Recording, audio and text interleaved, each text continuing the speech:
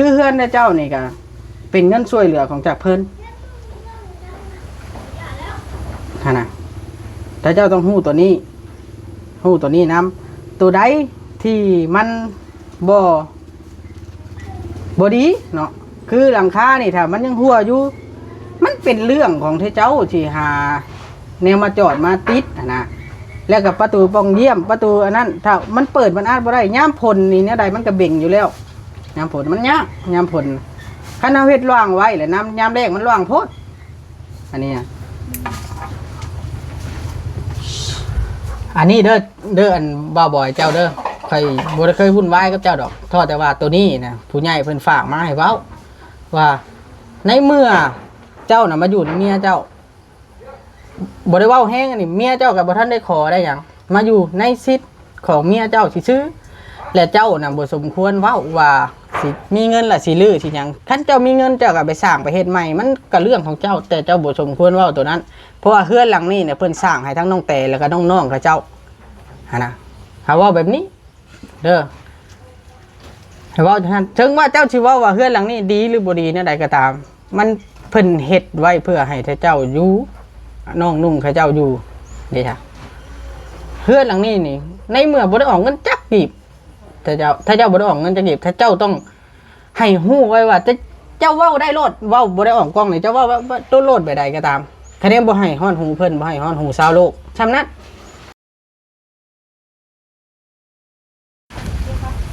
นะสบายดีพี่น้องเป็นเบิดสุผู้สู่คนเบิดสุหม่องสุบอดพี่น้องเนาะมื้อนี้เบาลีก็อยู่ที่เฮือนชาวเทืองพี่น้องเนาะมื้อนี้เป็นมื้อนึงที่ว่าเบาลีเข้าไปเว้านำน้องแต่กับผัวเนาะเว้าให้มันจบเจือก็เราจะบ่จักที่ตัวใดก็ให้เราปรับเปลี่ยนเนาะเฮาสิเว้าแบบตรงๆบ่อ้อมค้อมนำกันเลยหั่นน่ะเพราะว่าเฮาเบิ่งคลิปเมื่อคืนเมื่อวานนี่นางลงคลิปไปนะพี่น้องเนาะมันเฮ็ดให้เขาบ่สบายใจแล้วก็ผู้ใหญ่ก็บ่สบายใจอีกเนาะที่อันผัวเล่าเว้าแบบนั้นเว้าโดยที่ขาดวุฒิภาวะว่าซั่นซะเนาะเว้าว่าถ้ามีเงินน่ะสิรื้อบ้านหลังนั้นแล้วก็เว้าพื้นมอดกินพร้อมเว้าพื้นประตูโดยที่เจ้าของบ่อยากแก้ไขอยากให้ได้สร้างแก้ไขมันเป็นไปบ่ได้พี่น้องเนาะแล้วก็อีกอย่างนึงอันผัวน้องแต่เว้าพื้นถ้ามีเงินสิมาลื้อบ้านหลังนี้ออกแล้วสิเฮ็ดใหม่ประมาณนี้นะลื้อลงและตัวนี้นะเฮายังบ่พอใจเพราะว่าเฮาบ่ได้มีอันความคิดสิสร้างให้อันผัวน้องแต่เด้พี่น้องเนาะเฮาเว้าไว้แต่แรกแล้วก็บอกน้องแต่แรกแล้วในตัวนี้เนาะวันนี้เฮาต้องมาถามให้ฮู้เรื่องแล้วก็บอกสอนตัวใดที่มันบ่โอเคคันบ่พอใจก็แม่นแล้วแต่สิไปอยู่ไสก็แล้วแต่อันนี้ก็ทั้งเบิดนี่เป็นคำผู้ใหญ่บอกเบาลีมาเพราะว่าเบาลีนี่ขาดตัวแล้วบ่มีสิทธิ์อย่างอยู่แล้วเฮาเป็นเพียงสะพานบุญให้เพิ่นเฮาต้องได้ปฏิบัติตามเพิ่นแล้วก็ทิ้งใดที่มันบ่คือบ่ควรเฮาก็ต้องได้ปฏิบัติตามเพิ่นเนาะพี่น้องเนาะเพิ่นเฮ็ดให้อยู่แล้วมีแต่ว่าฮักชมฮักษาเอาเฮือนชานลานแป้นบ่แม่นเฮาสิเวลามันผ่านไปดนบันไดมีแนวเพแนวฮักแนวหลุยก็สิโทษแต่สร้างสิโทษแต่ผู้เฮ็ดให้สิโทษแต่เจ้าของเงินมันบ่ได้แบบนั้นมันบ่ได้เด้อเอาสิเว้าแบบตรงๆโลดไปพี่น้องบ่เป็นการเสียเวลาเดี๋ยวไปเว้าไปเบิ่งน้ำกันเลยว่าเจ้าสิว่าจังได๋เนาะนี่อันนี้ก็เฮือนสะเทืองพี่น้องเริ่มปูแป้นเริ่มนะปกติเบาลิกก็บ่ได้เข้าสบายดีน้องลิงสบายดีโอเคเอาขึ้นซอยเวียกเด้อมีหยังซอยก็ซอยเพิ่นนี่ล่ะพี่น้องเนาะเฮือนหลังนี้เป็นเฮือนที่ผู้ใหญ่สร้างให้แล้วก็มีผู้ใหญ่อีกท่านหนึ่งมาต่อเฮือนครัวนั้นแต่ว่าบางสิ่งบางอย่างมันอาจจะบ่เป็นตาเว้ากับเว้านะเบาลินำบ่พอใจในตัวนี้ก็กล้วยก็หยังกันนี่กับเบาลิซื้อนำลุงกันไซนี้500,000ชื่อว่าบ่อยากให้เรากลนทิมเบิร์ดนะอยากให้มันมีต้นไม้ต้นหยังว่าซั่นซะบ่อยากให้เรากลนนี้เพราะว่านี่ก็จะเป็นทางบาดจิตผู้ใหญ่ทางบาดจิตเฮาก็ทำฮู้นำกันอยู่แต่ใดมาแต่ตัวใดมันบ่สมควรหรือเบาลิสิเว้าให้มันเบิดในมื้อนี้ออกคลิปออกไลน์มันบ่สมควรสิเว้านะเป็นไงเนาะไปไสน่ะสองสาวไปไสล่ะนี่แหละพี่น้องเนาะ อ๋อที่นี่ก็เฮือนชาล้างแป้นพี่น้องบอกผัวน้องแต่ใส่เสื้อก่อนอะไรก็ได้ฮะ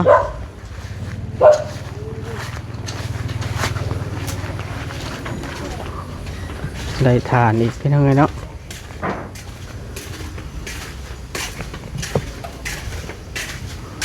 เราไม่น้องกระเตโอ้หนึ่งข่าวกำลังหนึ่งข่าว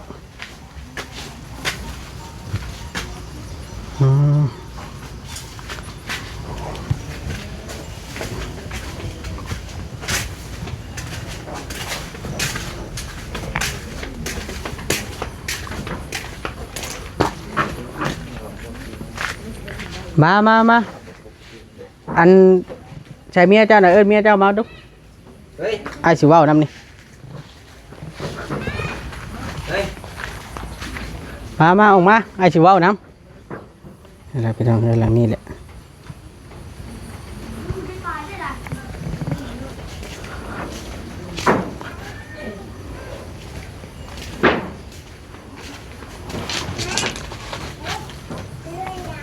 ปกติเขากับบริคอยเข้ามาดอกพี่น้องเข้ามาก็ทักทายน้องนุ่งธรรมดาเขาบริคอยเข้ามาแบบถ่ายคลิปปันใดเด้อแปลว่าเขาเห็ดแล้วเขาก็ปล่อยนะเขาบริคอยแบบว่ามาวุ่นวายอีกอย่างดอกปกตินะแล้วก็เขาบริคอยถึงกับเจ้าปันใดเพราะว่าแต่ละอย่างนะเขาเห็ดให้ไปแล้วก็คือแล้วไปนะแต่ละอย่างนะต้องให้มันแน่นอนแน่ใจว่าฉันจะสิ่งใดที่เบาอลิเฮ็ดให้แล้วนี่เบาอลิก็แล้วไปแต่ว่าเรื่องนี้นี่ผู้ใหญ่มอบหมายให้เบาอลินี่มาให้เว้าแล้วก็ตักเตือนให้เว้าความจริงสู่กันฟังแต่ละอย่างเบาอลิบ่เคยมาวุ่นมาวายได้พี่น้องเอ้ยเนาะต้องเข้าใจตัวนี้นำ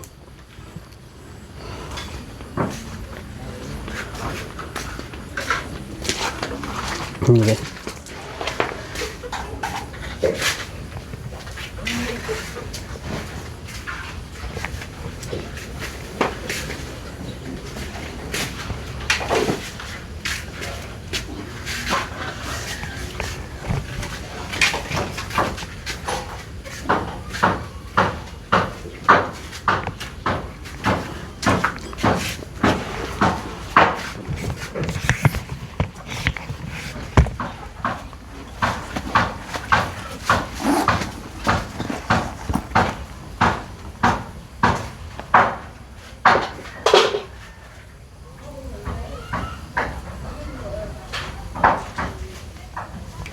เพียงเนาะมาหอดน้องกระแตกับผัวแล้วมานั่งให้ไอ้เว้าก่อนอะไรกันนั่งเตียงก็ได้ไป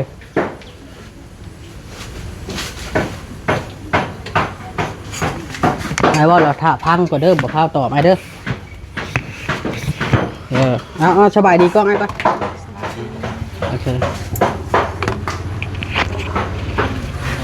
บติดกันนะตักมา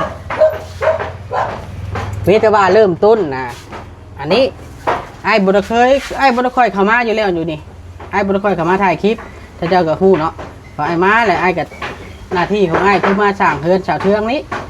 ช่วงเฮือนยายแก้วไอ้กับมีหน้าที่สร้างเฮือนยายแก้วไอ้กับอันนั้นกับบุตรคอยมาวุ่นวายกับเจ้าเนี่ยบอกชุมไอ้นี่มีมือนี้นี่ไอ้มาย้อนผู้รักผู้ใหญ่เป็นให้ไอ้มาและมาให้ไอ้น่ะมาเว้าไปนี้เด้อเพราะว่ามือวานนี่อันทั้งชู้เจ้าสองคนนี่แหละออกคลิปไอ้นางไอ้ก็เห็นตอนเพิ่นส่งมาให้นี่แหละแลกับผู้รักผู้ใหญ่ละเพิ่นก็บ่สบายใจแล้วเพิ่นก็บ่อยากพอใจปานใด1บ่พาตอบไอ้เด้อไอ้สิว่าแบบนี้1ก็คือน้องแต่นี่ว่าเพิ่นปองหยอกปองเยี่ยมมันอัดบ่ได้ว่าเพิ่นมอดกินแม่นบ่2ก็คือมีแนวหนึ่งที่บ่าวบอยหรือว่าผัวเจ้านี่แล้วว่าแนวหนึ่งที่มันบ่เข้าหูเพิ่นที่สุดก็คือเว้าออกมาว่าถ้าบ่าวบอยนี่มีเงินแล้วสิลื้อเฮือนหลังนี้แล้วมันอยู่ในคลิปแล้วถ้าเจ้าบ่พาปฏิเสธในตัวนี้และตัวนี้น่ะเพิ่นบ่พอใจที่สุดเป็นหยังจะว่าบ่พอใจเพราะเริ่มแรกที่อ้ายคุยกับน้องแต่เนาะหรือว่าผู้ใหญ่คุยกับน้องแต่นี่เฮือนหลังนี้นี่สร้างไว้ให้มี1 2 3 4น้องแต่ก็คือสิฮู้น้องนุ่งเจ้าแม่นบ่น้องแต่ และบ่ได้มีชื่อผัวผู้ใดผู้หนึงบ่มีชื่อผัวน้องแต่ผัวน้องตุ๊กผัวน้องติ๊กน้องมิกเข้ามาเกี่ยวในสิทธิ์เฮือนหลังนี้และตัวนี้นะบ่าวบอยเว้าแบบนั้นแหละมันผิดบ่อนที่ว่าเราบ่ได้มีสิทธิ์หยังแหละแล้วมาเว้าแบบนั้นผู้ใหญ่เพิ่นน่ะบ่พอใจเด้อตัวนี้น่ะนี่คือความผิดตัวที่หนึ่งอันที่สองแหละอ้ายอยากให้ท่านเจ้าฮู้แบบนี้ว่าย้ำอีกทีเด้ออ้ายบ่ได้เคยเข้าอ้ายบ่ได้ค่อยเข้ามาวุ่นวายอยู่แล้วอ้ายบ่ได้ค่อยเข้ามาถ่ายเห็นที่ผ่านๆอ้ายก็บ่ค่อยเข้ามาถ่ายมีแต่ว่าเข้ามาแหละทักทายน้องนุ่งธรรมดาแต่ละเทื่อฮะอ้ายบ่ได้ว่าง่ายครับบ่อยากวุ่นวายแล้วก็บ่ได้อยากดราม่าแต่ว่าเทื่อนี้เนี่ยมันชุดอีหลีอันต่อมาเนาะน้องแต่เราเว้าพื้นมอดดินเฮือนตัวนี้เนี่ยมันมีข้อเสนอว่าให้ท่านเจ้านะหาชื่อยามาฆ่ามอดตัวนี้ฮะอันนี้เฮาชื่อว่าเฮาก็ซื้อมาขาแล้วแต่มันบ่ออกเพราะว่ามันกินอยู่เทิงหัวพุ่นจะเจ้าเฮ็ดอันใดก็ได้นะตัวใดที่มันชื่อมาฉีดมาอีหยังแต่ว่าหนึ่งคือเจ้าบ่สมควรสิว่าออกคลิปว่าอันจังซั่นจังซี่นะน้องแต่เข้าใจบ่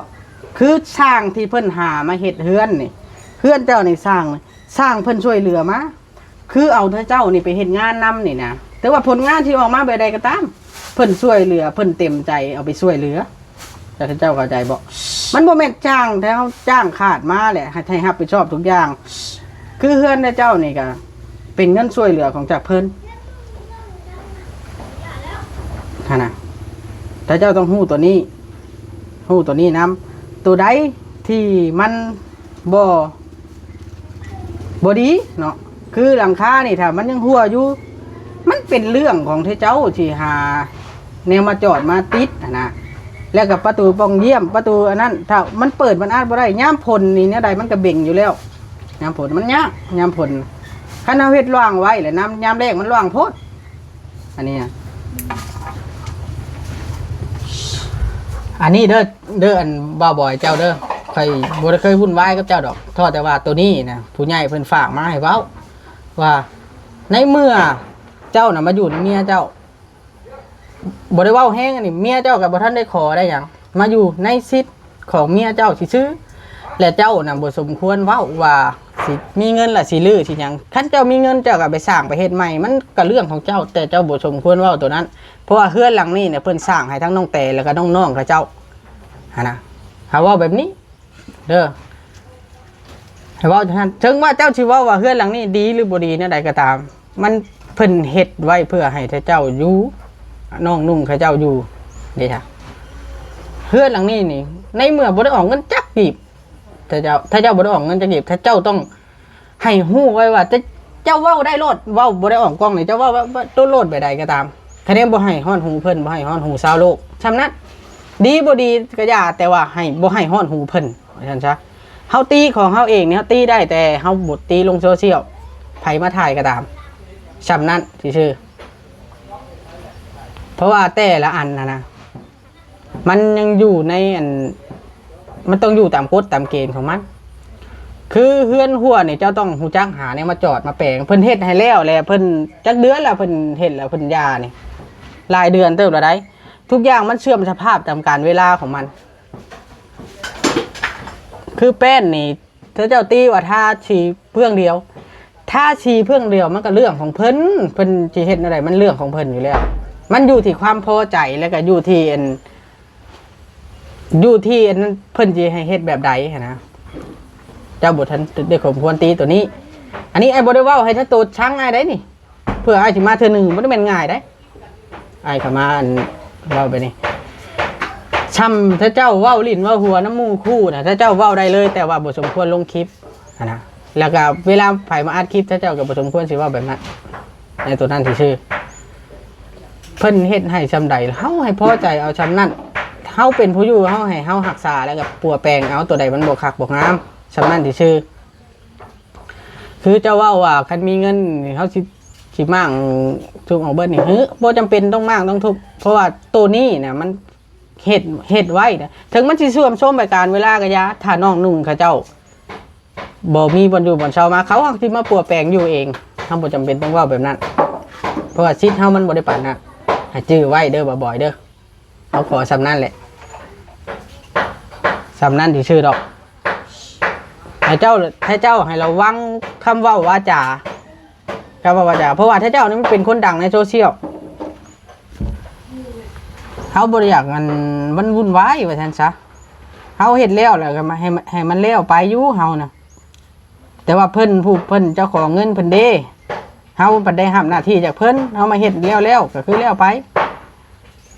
หั่นน่ะมันย่านถ้าเจ้าดอกวุ่นวายมื้อหนาคันถ้าเจ้าอัน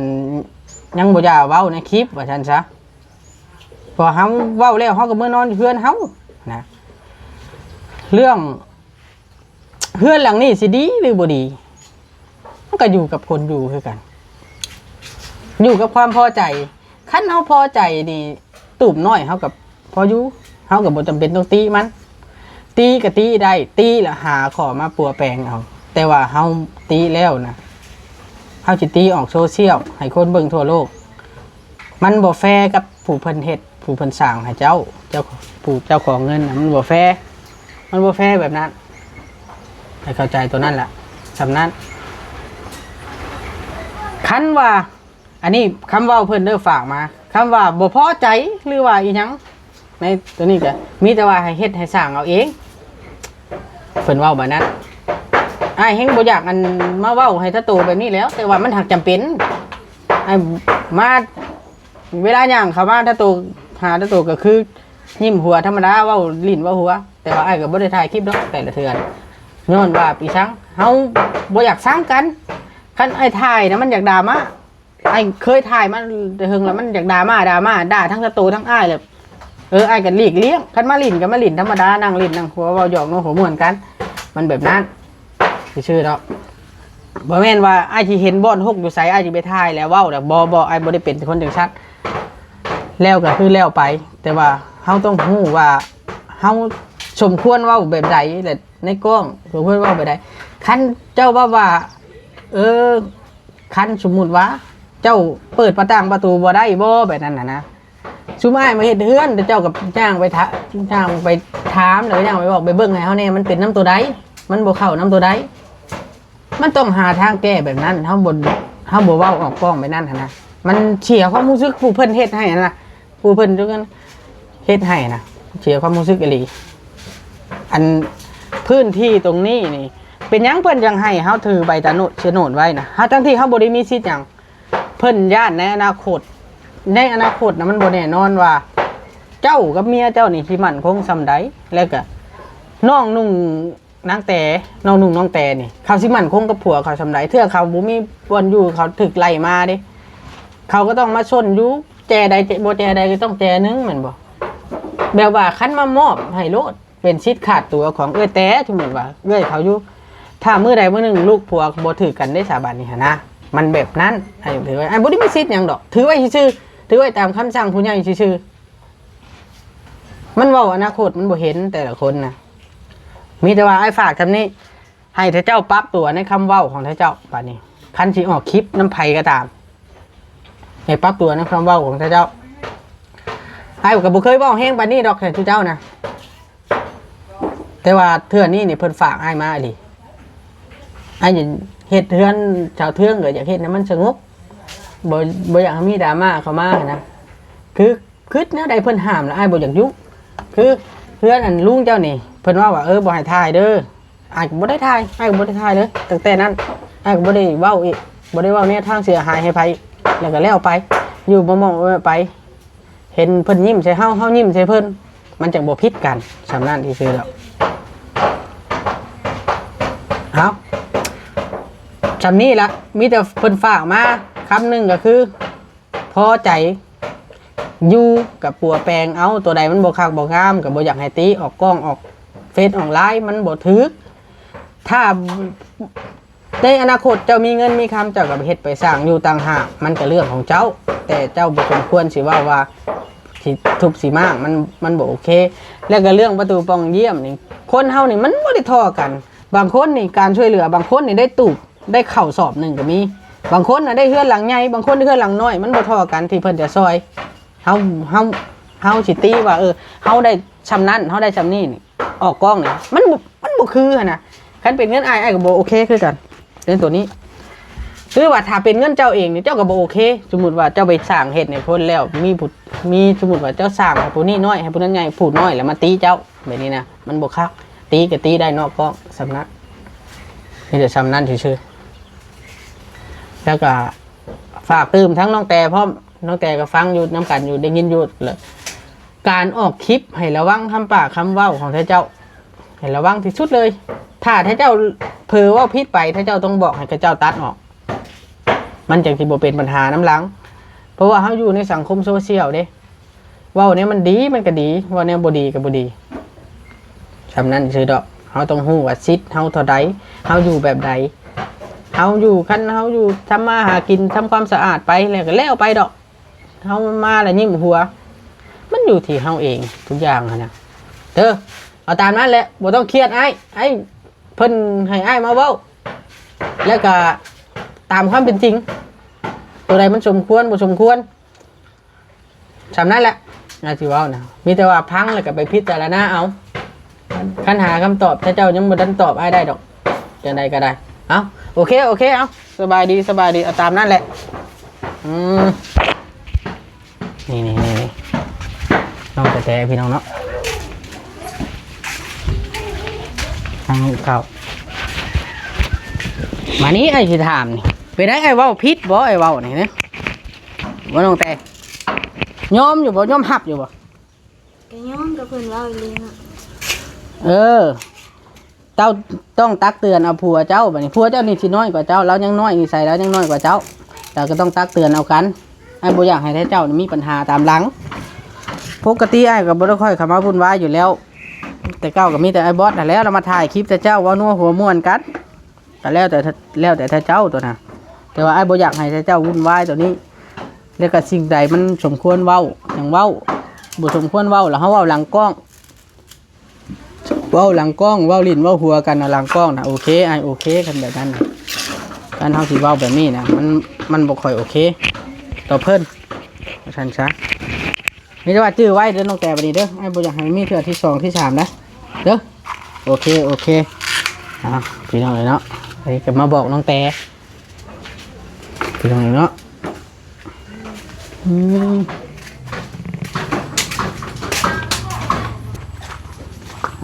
พี่น้องเลยเนาะบอกน้องนุ่งไปนั่นซะปกติเขาบ่ได้เป็นคนที่ว่าเขามามั่วซั่วพี่น้องเนาะยามอันเขามาเบาลิจนเขามามันก็เห็นว่าเบาลิเป็นคนขี่ฟ้องขี่อย่างเพิ่นเห็นในคลิปแล้วเพิ่นส่งหาเขาบ่ได้เอ้าจะได้ล่ะคือมาช่วยแท้บ่นี่รถบ่แห้งฮะใส่บ่มาอยู่บ่ล่ะโอ้ยบ่ได้เพื่อกันจักดีเนาะบ่เพื่อกันจักดีเนาะพี่น้องเนาะถือว่านั่นแหละเฮาเว้าซ้ำนี้ซะก็คือสิหำฮู้แล้วล่ะเฮาบ่ทันได้ให้เขาเจ้าให้คำตอบดอกเพราะว่าเขาเจ้าบ่มีหยังสิตอบเฮาอยู่แล้วเนาะพี่น้องเนาะมันอยู่ที่กับเจ้าว่าถ้ามีเงินมีคำกับปุ๊กสร้างใหม่ก็แล้วแต่เรื่องนี้กับป้าไปให้น้องนุ่งมันอยู่ที่เจ้าของเบิดทุกอันนะเราพี่น้องอันนี้นี่เบารีบไม่ได้อยากวุ่นวายใดเท่าแต่ว่ายามที่ใดที่มันมีปัญหาเขาต้องไปเว้าแล้วก็ไปแก้ให้ในตัวนี้เพราะว่าเขาเป็นผู้เฮ็ดผู้สร้างใบสนุนเป็นชื่อเขาเองเบิดถ้าว่าผิดพลาดประการใดก็ต้องขอโทษขออภัยFCประชุมทุกคนในนาทีนี้ด้วยเนาะสบายดีเบิดสุขคนเด้อพี่น้องเนาะแนวใดมันบ่คักบ่แน่บ่จบบ่งามขออภัยนำพี่น้องสบายดีเบิดสุขคน